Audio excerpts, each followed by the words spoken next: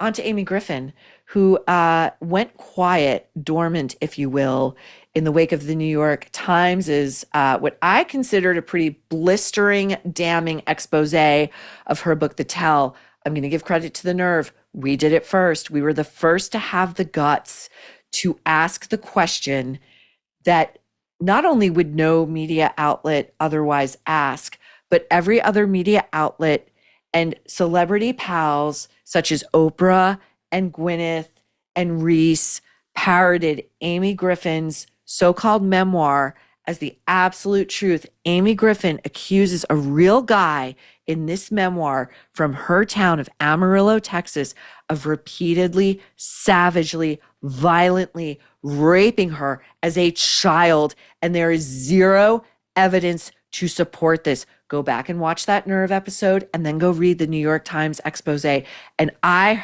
had it. How can I put this? I have heard that that Amy and her husband, who is a billionaire named John Griffin, who basically owns New York and otherwise keeps a low profile, were kind of quaking in their boots over that New York Times feature. And as I've said, I think that Mr. Mason, which is the pseudonym she gives, said teacher in this book, who, by the way, everyone in that town of Amarillo knows exactly who this man is. And his life has apparently been affected very seriously by the baseless, my opinion, charges leveled by Amy Griffin in her book. I think he should sue her.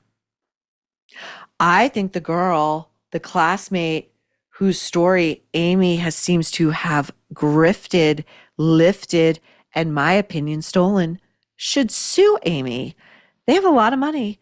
They do, but I'm telling you, there is no shortage of high-powered, sharky, super expensive lawyers who would take these cases, on contingency. Amy Griffin is a piece of shit, and she's back out on Instagram. Shame, again, I think shame in this culture is dying, if not dead. And another stated reason for the existence of the nerve is to revive it, because shame is a very healthy evolutionary adaptation. It keeps the bad people out of the stew. It allows for the rest of us who are honest and try to do the right thing and would never even conceive of accusing, my opinion, an innocent man of such a heinous crime. Accusations that, as I have said before, could drive someone to take their own life. But here's Amy effing Griffin out at the New York Liberty ownership event, smiling with Reese Witherspoon, smiling. You are a blight on New York City. Okay, you are a blight. You are a disgrace. You are a disgusting human being. Here she is with the comic Leanne Morgan in Boston. Caption, IG reads, "Going and doing," in nothing like a billionaire woman dropping their G's to sound relatable, just like our favorite politicians pandering to who they think are the uneducated masses, going and doing in Boston.